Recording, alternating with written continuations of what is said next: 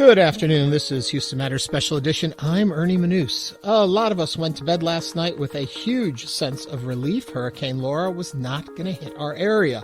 But that was our immediate area. If you headed east, you would have started to see the winds and rain getting stronger and stronger. And this morning, we woke to the images of the devastation. Along the coast and heading into Louisiana, Laura left her mark. And even as I come to you today, the storm is still going and currently crossing into Arkansas. So today, we're going to take you to the scenes of some of the damage along the Texas coast and hear from current and former elected officials about what we are learning. Plus, friends of the Houston area, the Cajun Navy will be with us to share what they're doing right now to help keep our neighbors safe. But first, we're going to check in with NPR and find out what's going on in our nation's headlines. And then we'll be back with you right after that. Before he's expected to officially accept the Republican Party's nomination for a second term in office. The Republican convention is designed for one purpose: to soothe Donald Trump's ego, to make him feel good. But here's the thing. He's the president of the United States, and it's not supposed to be about him. Harris also says Trump has shown a reckless disregard and has failed to protect Americans during the coronavirus pandemic. Louisiana Governor John Bel Edwards says Hurricane Laura has left a path of destruction along the U.S. Gulf Coast. This was the most powerful storm to ever make landfall in Louisiana, and it is still a powerful storm that is in the state of Louisiana that is continuing to cause damage. Laura has since weakened to a tropical storm, but slammed into southern Louisiana as a powerful Category 4 hurricane early this morning. NPR's Rebecca Hersher reports this is the third storm since 2017 to hit land with catastrophic power. Hurricane Laura got its power from the hot water in the Gulf of Mexico. The water on the surface of the Gulf is about 4 degrees Fahrenheit warmer than the historical average. Climate scientists say that was enough to help Laura intensify really quickly. In the 24 hours before the storm hit the coast, its maximum wind speeds nearly doubled. That's similar to what happened to Hurricane Harvey in 2017 before it hit the Texas coast, and Hurricane Michael in 2018 when it hit the Florida Panhandle. Climate change is causing sea surface temperatures around the world to rise, which makes dangerous storms more common. Rebecca Hersher, NPR News. President Trump says he plans to visit Louisiana this weekend to survey the damage. On Wall Street, the Dow was up 160 points. This is NPR. Hello, I'm Ernie Manous. This is Houston Matters Special Edition. First off, I hope everyone listening is safe and experienced none to minimal damage from Hurricane Laura. And as you guessed it, today we are spending our show looking at the aftermath of what is looking to be the most powerful storm to hit the Louisiana coast in recent history. We've sent News 88.7 reporter Matt Harab out into the field, and he'll be chatting with us a little later on from Orange, Texas. And from Rice University, a man who knows a thing or two about hurricanes and natural disasters, former Harris County Judge Ed Emmett, who says you learn something new from each storm. So we'll find out what were his takeaways from Ike and Harvey and now Laura, and what he thinks about the way the media covers these events. Also, a woman who is working very hard today helping save people from the aftermath of Laura. We have Colleen Udell, president of the Cajun Navy Relief. And we also welcome your calls. We'd like you to join in the conversation throughout the hour. You can do it very easily. Just pick up the phone and dial 713-440-8870. 713-440-8870. Join the conversation. But we start off today with one man who I'm sure is very happy of the path that Laura chose to take. It's Representative Randy Weber. Randy Weber is a U.S. Congressman for the Texas 14th District, which covers 3 coastal counties, including Jefferson County, Galveston County, and the lower half of Brazoria County. Hello there, Representative Weber. Hello, Ernie. Good to be with you this morning, or today, I should say. I'm going to guess you're in a very good mood today. Well, we're in a lot better mood. We're actually on the way back from being over in Orange County, which is just adjacent to our district, and there was some devastation over there. It's right on the Louisiana border. We went through Jefferson County, one of our counties, and not near as much devastation. And then we'll be going back to Galveston County, and of course, as you mentioned, we also represent the southern half of Missouri County. But yes, we feel like we dodged a bullet. I'm guessing earlier in the week there was a lot of worry and a lot of fear. And I'm thinking when you're first hearing about these storms building and coming this way, what can you do in your position to start to gear up for something like this? Well, one of the things I tell people, Ernie, is I'm born and raised on the Gulf Coast of Texas. I've lived in a 20-mile radius 67 years. I've been through a lot of hurricanes, starting in 1961 to Hurricane Carla when I was 8. Hurricane Alicia, I could go down the list, probably 10 or 12 of them. The most recent Hurricane Harvey, Hurricane Ike was in 2017, Hurricane Ike in 2008. So we are one of those areas that has extensive experience in getting ready for hurricanes and those kinds of calamities. When we hear something like this, we say, okay, we've been through this before. Here are the necessary precautions. We usually put out a list to our community, our district, for our constituents, a reminder.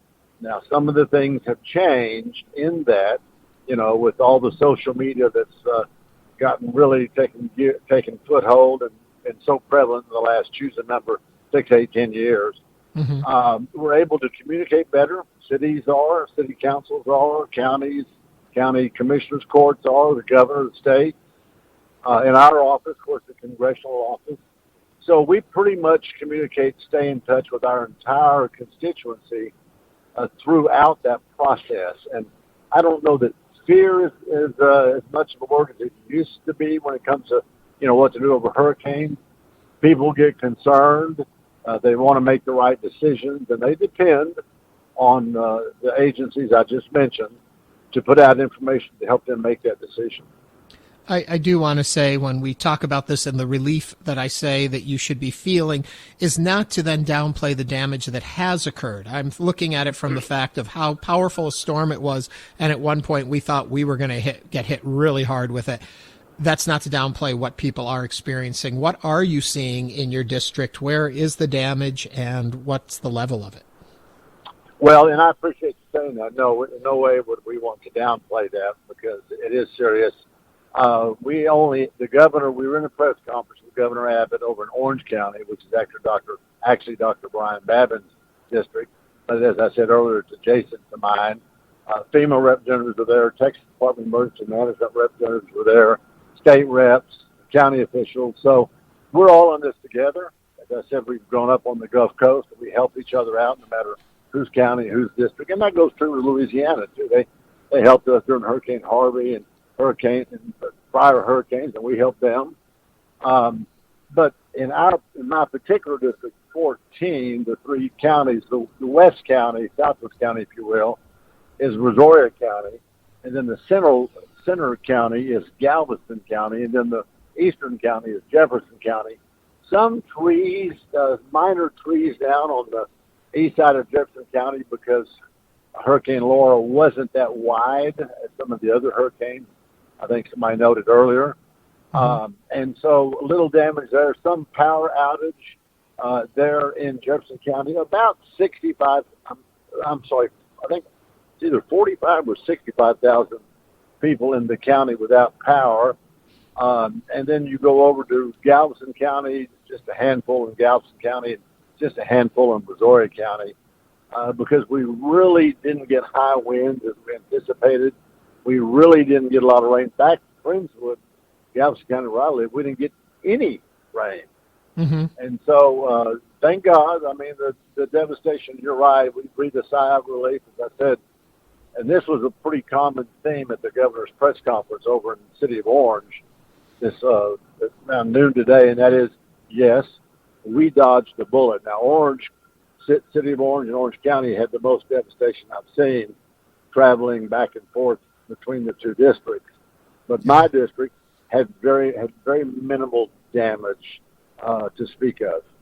One thing we like to do on our show is invite the audience to join in the conversation, and we have a caller in at 713-440-8870. It's Neva. Neva, what's on your mind today? We lost that right before you went to her. The connection was a little shaky to begin with, and she Well, dropped out. the powers of radio, I kind of know what Neva was going to ask you about and was curious about the power outages in Montgomery and what the current status was, and I'm not exactly sure if you can address that, but it's for you, Representative. Well, and I appreciate that, and I appreciate you all doing this because of a reason just like that, folks can call in and ask those questions. Unfortunately, you're right about one thing, and I don't know Montgomery County. I do know where it is, and of course, Kevin Brady is the member of Congress from that, one of the members of Congress from that area.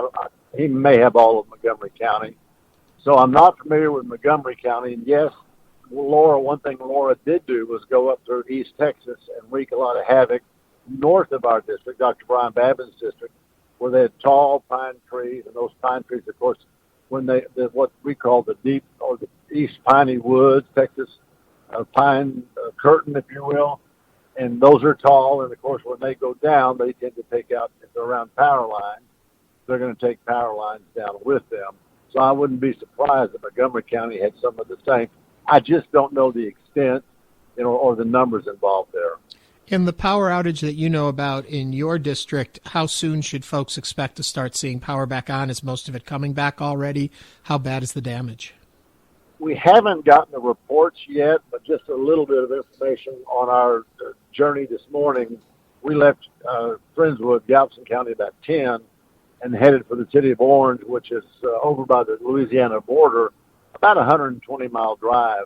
Coming down Interstate 10, there was lines and lines and lines of what we call line trucks from the utilities, and they were headed east. I mean, I'm talking about convoys of 20, 30, 40 trucks. And so I have to believe, we haven't seen the reports yet, but I have to believe they're out as fast as they can. Again, like I said earlier, we help each other, whether it's different district, different county, different state even. And so they're out there now, and they're changing a lot of things. I'm sure they're getting the trees cut off the lines. They're getting lines put back up. And I would imagine that it will be, just from past experience, could be, and I'll just hazard a guess, 3, 5, 7 days to get all 165,000 people back power. But some of that will depend on the sheer volume of trucks, what we call line trucks equipped to handle these kinds of calamities, and the sheer volume of workers that they've got able to help. It may take 3, 5, 7 days, maybe a little longer, again, depending upon, how bad, if it's a big electrical supply, if it needs major overhaul, or basically if it's just standing some power pole, getting the trees cut off them, standing some power poles back up.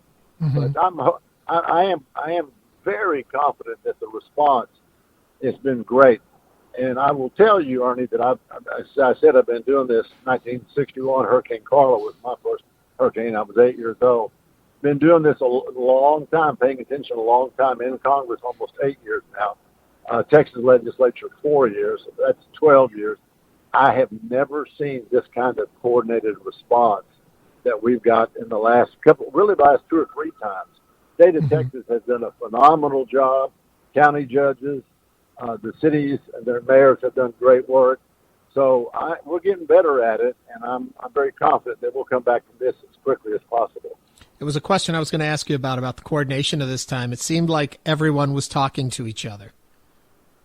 Well, they were, Ernie, and I guess the pandemic had a part to do with that because as I said, I've 8 years in Congress, 4 years in the Texas House before I got demoted to Congress. And, I've never seen this kind of coordination. The pandemic says, look, we're going to do a lot of stuff by Zoom, by conference call. I have been in more conference calls, Ernie, in the last 4 to 5 months than in the previous 66-plus years of my existence. So we got on calls. We got on calls with the Texas Department of Emergency Management, Governor's Office, FEMA. We've talked to the White House. We've been on conference calls with the White House. We know that the president's thinking about touring this area maybe this Saturday, we believe. And so the fact that we could all communicate and coordinate on such a broad basis, everybody on a phone call at once, really, really helpful. Before I talk a little bit more about the areas and the damage there, I want to just jump on what you just said there. So there is a possibility the president may be coming down to our area to take a look at the damage? That's what we're hearing. Yeah. I'm kind of a news junkie, and so I was following it way too late last night, watching on TV and seeing just the devastation as the winds and the rain came in. And then this morning, right away back at it, and folks were talking about in Galveston, the Strand being flooded, and by the 9 o'clock hour, they were saying how the water had all receded and things were looking much better there. How bad was the flooding overnight, and how quickly did it recede? Well, I'm assuming it's the same as Hurricane Harvey. I headed for the east side of our district this morning because Harvey, our 3 coastal counties that you've already described, were ground zero for Harvey flooding. You remember Hurricane Harvey? Harvey didn't have the decency to go on up into the state and keep going north. It liked us so much it stuck around for a while. Well, I mean, typical man. He just won't tell him. He won't do what you tell him to do, right? But he went up there and he stayed north of us, and he reigned in the watersheds above us for about a day and a half. And then Harvey had the audacity to move back across our district over in Louisiana. So it was really 3 rain events. Rain coming in, rain above us north in all the rivers and the creeks and the miles, which is now headed down our way. And then right back down across us, our coastal counties going over Louisiana again. I went and toured the whole district. Back then I went down to the Strand on Galveston, about 12 inches of water. So it's obviously a low-lying area, so it floods a little quicker than some of the others, but it drains quickly. I did note that.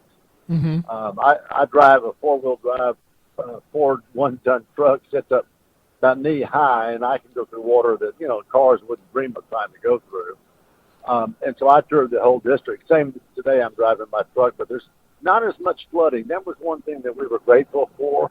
They kept talking about tidal surge, and they kept talking about that being, choose the number 10, 12, 14 feet. And we're thinking, oh my gosh, if that happens, there are going to be a lot of flooded out homes. Mm-hmm. We don't see that too much there in Orange County. None in Jefferson County that I've been told about, but again, reports are kind of coming in.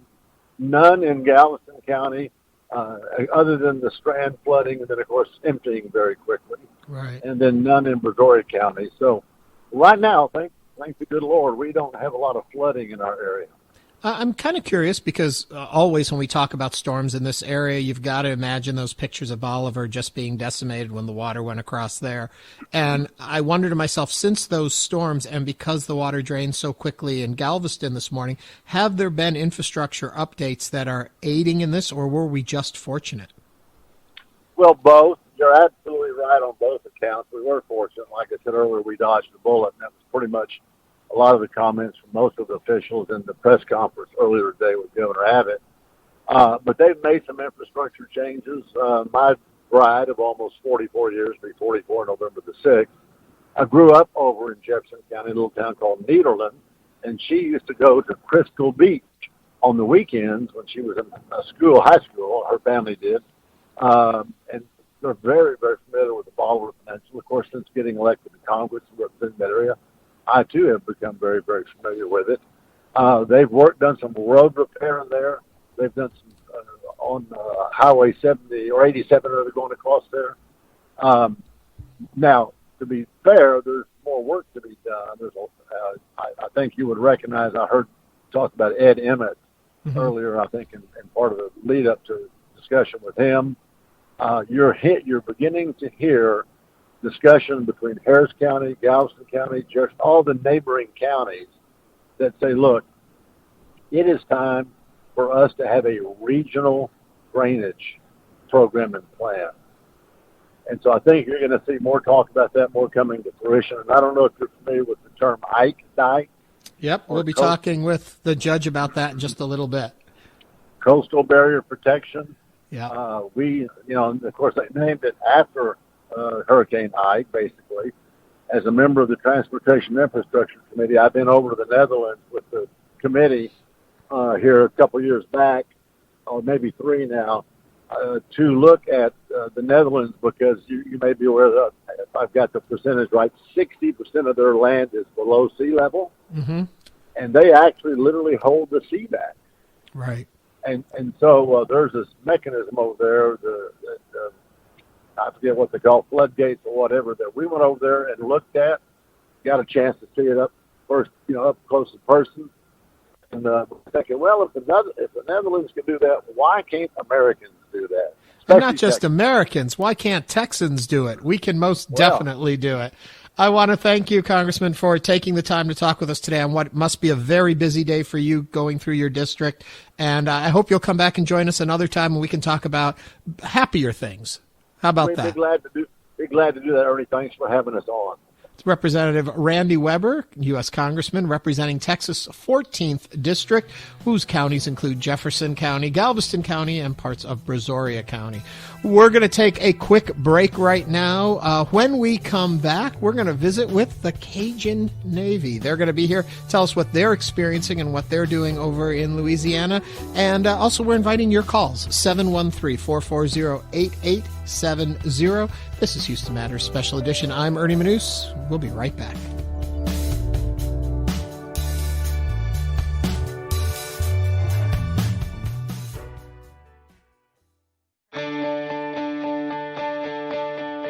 Hi, I'm Davis Land. When you give to this public media station, you keep Greater Houston informed with news that's made by people who live here.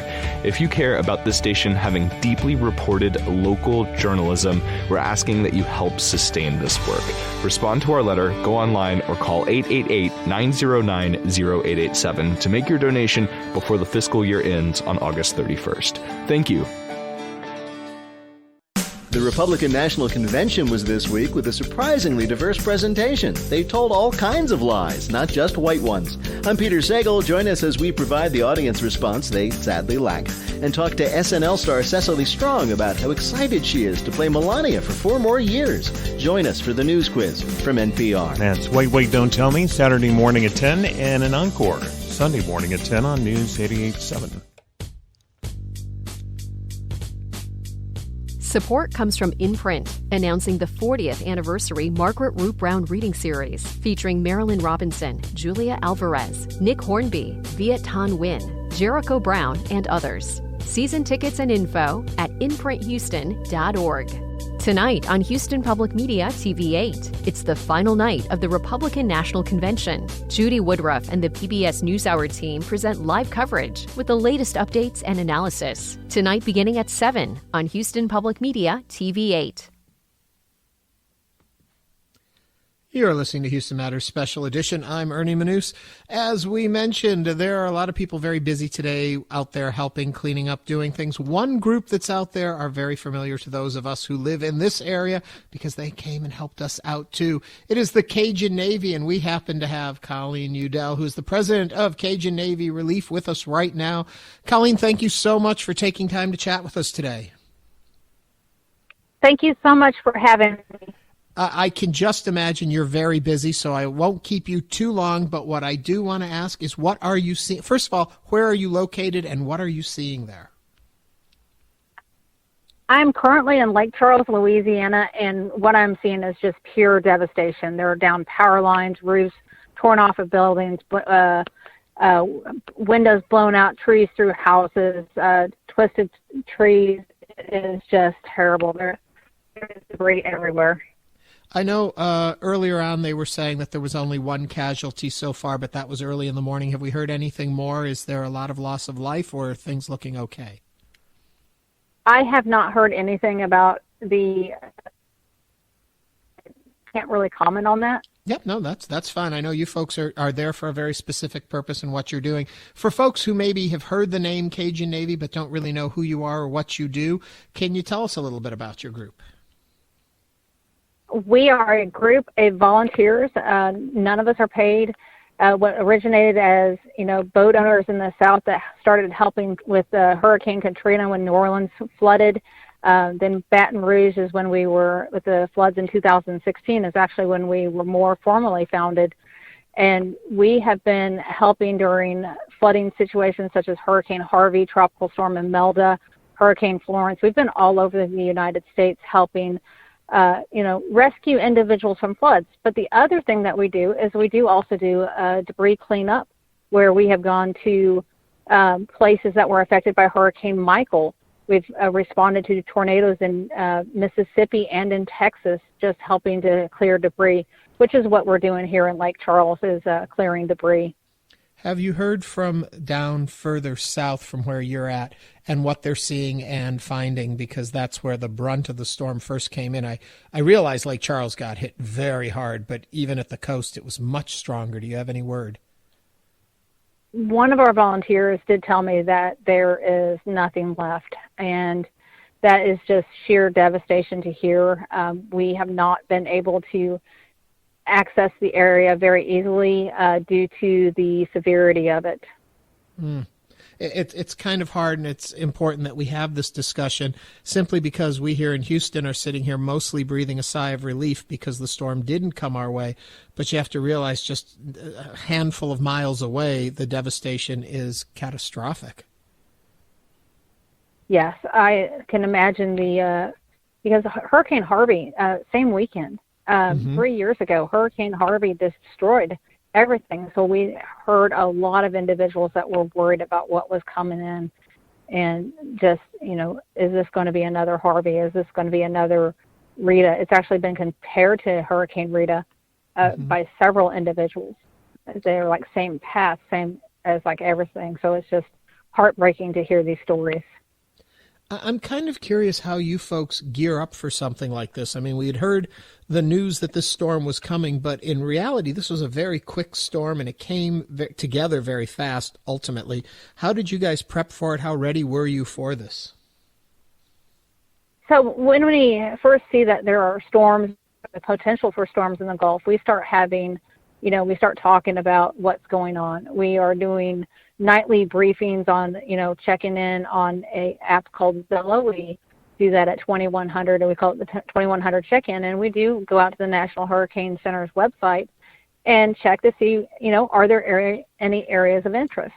And then once we see them, we start keeping an eye on them. We have some weather enthusiasts that help us, and they watch them. And then when it looks like there is going to be something that is going to affect the United States, we start having planning meetings.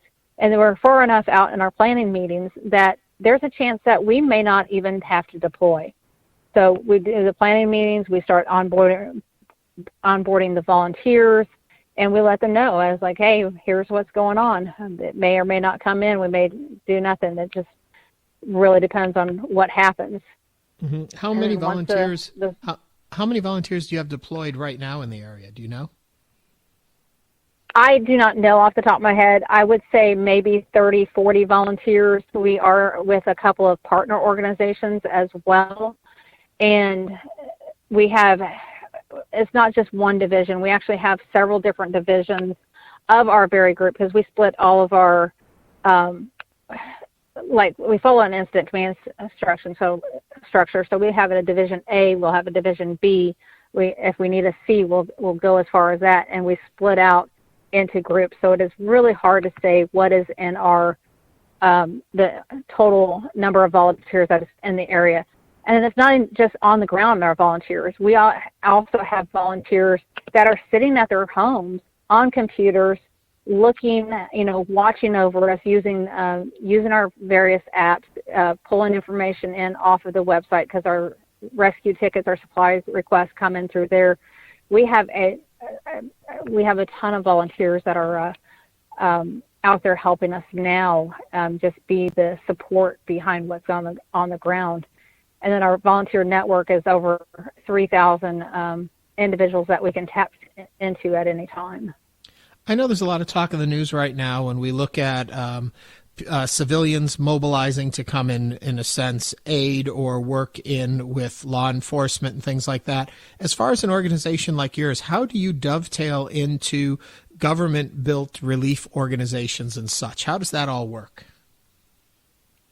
So what we do is we actually encourage all of our volunteers to take the FEMA ICS courses, Incident Command Structure, 100, 200, 700. And then there are more courses that they can take to understand this, such as 300 and 400. And we've worked with local agencies such as the Emergency Operations Centers to get an MOU. So if we actually want to be an extension of them, and we want to help them, not hinder them. Mm-hmm. And I guess that's part of the important reason about coming in as part of an organization as opposed to coming in just on your own and trying to help out, correct? Yes, that is what is very important. And the other aspect of it is safety. We've seen in past storms, not our specific group, it wasn't anybody that we personally knew, but we had heard of a gentleman buying a boat on his way down to Harvey, and unfortunately never had any experience with boats, swift water, or anything like that, and lost his life. And that's something that we do not want to see happen to anyone. So having this training and coming in as an organization, working with the officials, helps keep us safe. And if folks want to join in and volunteer with your organization, how can they find out more information? They can go to our website, CajunNavyRelief.com, and they can find us on Facebook. Cajun Navy Relief. We're on Twitter. We're on Instagram. Another thing before I let you go, since we're all very familiar in our area with you folks, especially during Harvey, how do you think you folks have evolved or gotten your organization to be more streamlined since then so that you can do more good in less time? What have you learned? In 2016, when we formally organized, the incident command structure was foreign. It was, what is that? Why should we follow it? That was where it was at in the beginning. So by coming together and saying, how can we make what we do better, and saying, well, let's get into the incident command structure, let's follow them, putting out policies, procedures, and training, it's greatly improved our response and our organization as a whole. Yeah. As I let you go, because I do want you to be able to get back to do the important work you are doing, as you look around and you've been to other storms and seen other disaster areas, how does this fit in, and any thoughts on what you're seeing to share with the audience? This is destruction. It's not flood destruction, with some in Houston may be familiar with.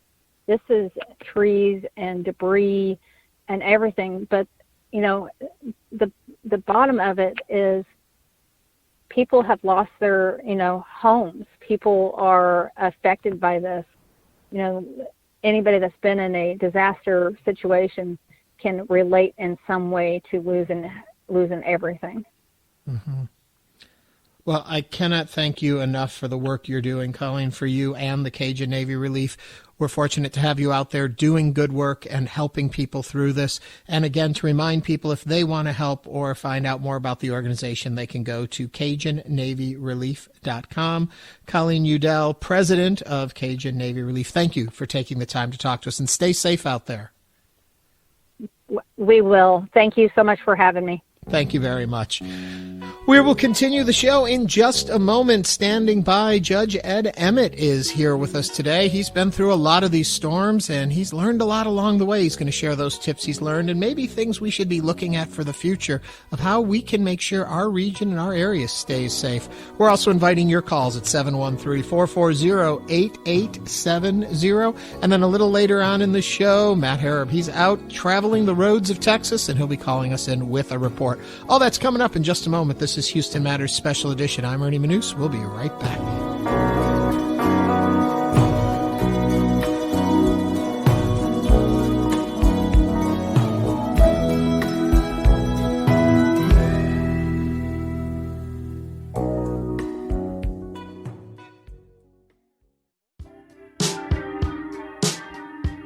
Despite a recent spike, Greece has managed to keep its virus case numbers pretty low, and that has the Greek people feeling pretty good.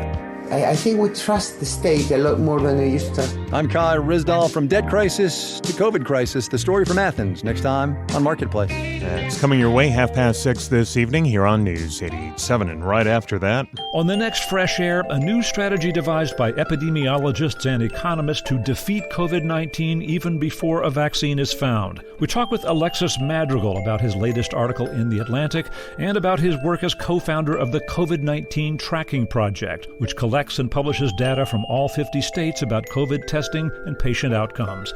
Join us. That's Fresh Air this evening at 7 o'clock, followed by Think at 8 here on News 88.7. This is Houston Matters Special Edition. I'm Ernie Manous. As I said at the top of the show, our next guest knows a lot about these storms. He's been involved in quite a few of them, as serving as Harris County judge from 2007 to 2019. He weathered a lot of bad weather. He is currently a fellow in energy and transportation policy at Rice University's Baker Institute, but for this conversation, even more important, a distinguished senior fellow at Northeastern University's Global Resilience Institute. It is Judge Ed Emmett. Hello, Judge. Good afternoon, Ernie. It's good to talk with you again. I'm sorry it's around this situation, another storm, frightening the dates that it's happened, the anniversary it falls on. I'm curious what you were thinking watching the reports of this coming in and how bad you thought it would be. Well, it was going to be bad wherever it hit, and we knew that. The question's always, where is it going to hit? And so, you know, it's bad news for the people in Louisiana, but for the Houston area, and I'm in East Texas now at a cabin we have up in far north Liberty County. I came here because the original projections were that we would have hurricane force winds all the way up to Lake Livingston. Mm-hmm. And that would be very unusual. And so anyway, it's we dodged a bullet in our area, but I'm saddened by what happened over in Louisiana. Yeah. As you've been through these storms before, I'm curious, what is, and I asked this a little earlier of Representative Weber, but curious about how you begin to prepare for something like this. And this one developed rather quickly, considering. How do you prepare for that? And is there really any way to truly prepare in the moment? Well, there really is. And in the case of Harris County, I inherited, and now Judge Hidalgo has inherited, a really fabulous Office of Emergency Management, and we have perhaps the best emergency operations center in the entire country. And the people who are there, the professionals, that's their life. They prepare for things like this. And in the Gulf Coast, hurricanes are the one thing you prepare for the most. And so they've got it down to a fine art. Now, having said that, every storm is a little different. And when you said this one came up suddenly, not really. Not as, if you compare it to Harvey, for example, and I don't mean Harvey, the rainstorm that got us, but the hurricane that hit down around Rockport, that ginned up in about 48 hours. And that doesn't give you time to actually perform the task that you have on your timeline. Okay. We talked a little at the top. We mentioned that when you were here that you learned something new from every hurricane you go through. What would you have learned from this one? Well, this one wouldn't have taught us a lot because it performed kind of like hurricanes do. The biggest problem is the public. It's the messaging. The public tends to react according to what has gone before. And I did see, I'm going to pick on some of the media here, I did see quite a number of media stories talking about Harvey. Well, Harvey wasn't a hurricane. Harvey was a rainstorm, right. And the water came from the sky. I know people, that sounds silly, but it's the truth. Versus a hurricane where you have to worry about the storm surge. Harvey, for us, had no storm surge. And so people who might have been flooded in Harvey they had no reason to evacuate or try and get out of harm's way here. And I think the county did a pretty good job of getting that message out because we didn't have a lot of people on the roads. And you compare that to the lesson I was taught when I came in as judge. It was after Katrina and Rita and the disastrous evacuation of Rita, and Mayor White at the time and Judge Eccles, my predecessor, made it very clear that one of my jobs was to keep people off the roads that didn't need to be evacuated. And so that lesson was learned. Do you worry that with a storm like Laura that we just were talking about, and the way you talk about the media talking about it, that the next storm that comes our way, people may say, they said it was going to be really bad, but look at it, didn't really hit Houston. Does it cause this lazy way of approaching it in deciding to evacuate? Are these things dangerous if we hype them too early and they don't amount to much, that then it's like crying wolf? Well, that's always a dilemma we have. And I remember when Hurricane Ike came our way, Galveston didn't want to evacuate at first. And it was because the mayor at the time had called an evacuation earlier in the year, and she had been criticized when it turned out to be a false alarm. And Bill White, the mayor of Houston at the time, and I were pretty adamant they needed to get off the island. This time, the mayor of Galveston called for an evacuation. Will he be criticized for it? Yeah, I'm sure he will. But as I think any public official will tell you, they would rather call a false alarm and be criticized politically than not call for an evacuation and have people die. Mm-hmm. It's just that simple. We are no stranger to these events happening in our area. I'm curious if you think over the years we have gotten better prepared, and we continue to see different things happen around the world where disasters happen in areas that probably could have been prevented. We've got a lot of refineries and things around here. Are we taking the right lessons? Are we doing what we should be doing at this point? Well, until you said the word refineries, I was going to say, oh, yeah, we're much better prepared. There's Threw no that question. in for you. But once you throw in industry and environmental issues, then no, we're still very vulnerable. I used to talk about Hurricane Ike. If Hurricane Ike had gone over San Luis Pass at the west end of Galveston Island instead of Bolivar, pretty much everybody who had remained on the west end of Galveston would have been killed. I mean, it's just blunt. And the storm surge would have done immense damage to the Houston Ship Channel industries. Nothing's really been done since then to change that equation. There was a lot of talk about the Ike Dike, but it had some problems, the biggest problem being the cost and the fact that it would have to be federal. And maybe Congressman Weber talked about that. But then there are other plans just to protect the ship channel area. But so far, nothing's been done. And of course, Ike was in 2008, and that's 12 years ago. Yeah. Are we sitting ducks then? Oh, absolutely. That's the history of hurricanes in Texas. People forget the major port in Texas way back in the 1800s with Indianola. And Indianola got wiped out by a hurricane, and they built back in the next year or two. They got wiped out by another hurricane. So Galveston became really the big port. And as we know, Galveston got wiped out by a hurricane in 1900. So you've got to protect yourself because we know hurricanes are going to hit us. It's not a question of if, it's just a question of when.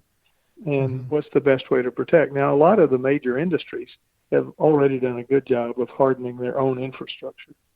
But still, there's so much that could be done if we had the political will and the will to spend the finances on it. We often open our phone lines for our audience to join in, and we had Michelle hanging on the line, and today is kind of a crazy day, and we lost her call just as we were going to take her.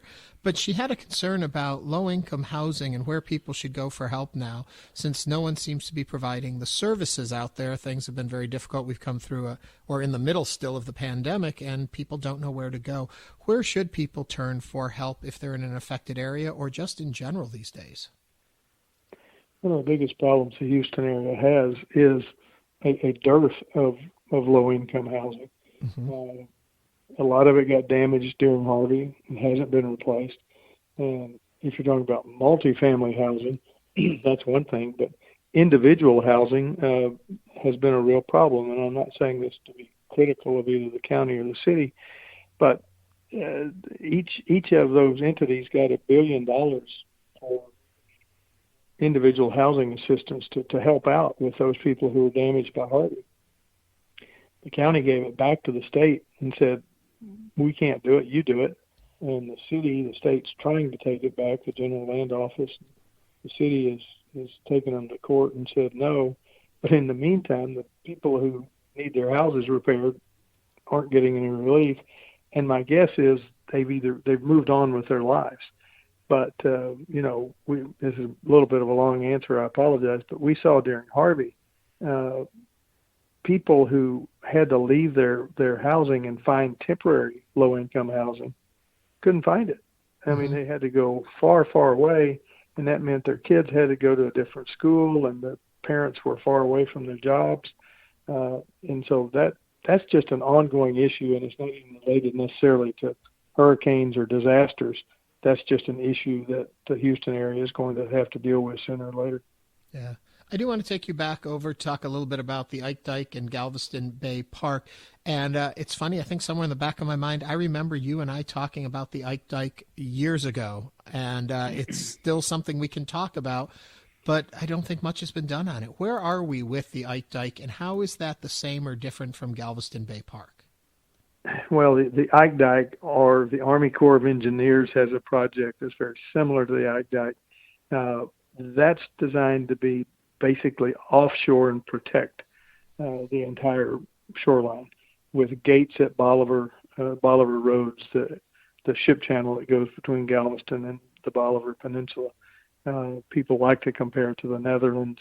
It's not a good comparison, but the concept is the same. The Galveston Bay Park is the latest effort to do something inside the bay that protects the ship channel and some of the residential areas that are on the mainland. It's much less expensive, and in a way, it's more environmentally friendly. It's easier to do. The problem with the Ike Dike has always been the magnitude of it, the cost, the technology. When people compare to the Netherlands has rock. Gulf of Mexico has mud, makes it a little bit more difficult. But then the other issue is just, where do you put it? On the west end of Galveston, for example, do you put it offshore, in which case all those people that have those nice pristine views of the Gulf don't have that anymore? Or do you put it on the island itself on the west end, say where the highway is now, in which case the beachfront properties aren't protected? And that's an issue that nobody's really come up with an answer, because either way you answer it, you're going to make somebody mad. And as I understand, the Ike Dike is to stop storm surge, correct? Correct. Okay. And then Galveston Bay, what does that do? The Galveston Bay Park, how is that different? Same thing. It stops the storm surge that gets into the bay. What I mentioned earlier, if Hurricane Ike had gone over San Luis Pass, the storm surge, as we just saw here, as a matter of fact, the dirty side of the storm is magnitudes worse than the clean side. So if you're to the east of a hurricane, so if the eye of Ike had gone in on the west end of Galveston Island, then the dirty side would have come straight up into the Galveston Bay, Trinity Bay, and up into the ship channel, and that would have been devastating. Mm-hmm. Before I let you go, two more things. One, I'm curious if you have information on how people can help out the folks in Louisiana. Any good suggestions there? Sure. I mean, you just had on, for example, the Cajun Navy. Look to relief organizations that are there, and they're more than just the Red Cross. The Red Cross tends to get a lot of money, and they do an adequate job, but there are other organizations too.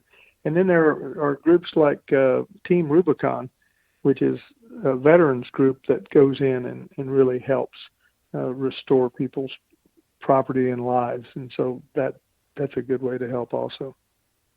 And my last question for you before I let you go, what are you doing these days? Well, as you introduced me, I'm a fellow in Energy and Transportation Policy at Rice University's Baker Institute. I'm a senior fellow at the Kinder Institute for Urban Research, and I'm a distinguished senior fellow at Northeastern University's Global Resilience Institute, which if you get out of town, you're distinguished. If you stay in town, you don't get the distinguished title, I guess. Well, Judge Emmett, you are always distinguished in my book and always will be. Thank you for taking the time to chat with us today, and good luck on all your future endeavors and sharing the information you've gathered after a lifetime of service. Thank you very much, Judge. My pleasure. Thank you. Bye-bye. That's Judge Ed Emmett, Fellow in Energy and Transportation Policy at Rice University's Baker Institute and Distinguished Senior Fellow at Northeastern University's Global Resilience Institute, and also the former Harris County Judge from 2007 to 2019. Right now, though, we're going to change gears. We keep telling you we've stuck Matt out in the wilds today. He's not at home. Matt, how are you doing? Oh, a little tired, Ernie, but I am good. How are you? I am good. I know you took off this morning and you headed up into what was the storm-affected areas of Texas, up into Orange. What have you seen out there? Yeah, Ernie, so my day started by getting to Port Arthur probably about 7:30, 7:45 this morning. That was one of the projected harder hit areas in Texas. And then, of course, the storm took a late turn towards Louisiana, which was very fortunate for a lot of places in Texas. I get to Port Arthur very early in the morning and was genuinely a little bit surprised, Ernie. I got up and there was not much structural damage. Obviously, this was much more of a wind event, so there wasn't much flooding either, really any flooding in Port Arthur. The problem there was the wind damage, which caused, lots of trees to be overturned, and, the pathways, the streets were blocked with trees. And there were just people out and about who were clearing the roadway. The problem in Port Arthur was power outages. When I first got there, I immediately called the emergency management coordinator, and their representative for them told me that about 63,000 people or residences in Jefferson County were without power, and they were actively working to first, assess the damage, go and check out the power lines, and then they were going to start trying to get people's power back, but that was going to take some time. And then I heard that Governor Abbott was having a press conference in Orange, Texas, and I started doing. Lucio, our photographer, went to it, and he told me, he's like, "There's more damage here," and I was curious. So I got in my car and I left Port Arthur. I felt like the story had pretty much been told there, and I drove 45 minutes. And Ernie, the biggest thing I can tell you today is the difference in damage in a 45-minute drive toward Louisiana. You get to Orange, and there is structural damage. Roofs are taken off. Signs are splattered across the road. You have drive-throughs, restaurants who are just really not functional anymore because of just the damage, debris. So a lot of these buildings were smaller buildings, not bigger buildings like a Home Depot or something like that, but smaller buildings where some of them were now a pile of debris. And that was kind of the biggest thing that hit me today, Ernie, is just the difference a 45-minute drive was in terms of the damage that you saw today. Did you have the opportunity to speak to anybody who rode the storm out in Orange? I did. I spoke to many, many people today. How did they describe it? They described it as an intense event. That's probably the best word I can use, is intense. One person I talked to today almost compared it to a tornado. She had lived in the Midwest, a small town in the Midwest, and I actually worked in the Midwest before I came to Texas, so I knew exactly what she was talking about. In a tornado, that's obviously, massive amount of winds. The difference between this hurricane and Hurricane Harvey, for example, is huge. And it was loud.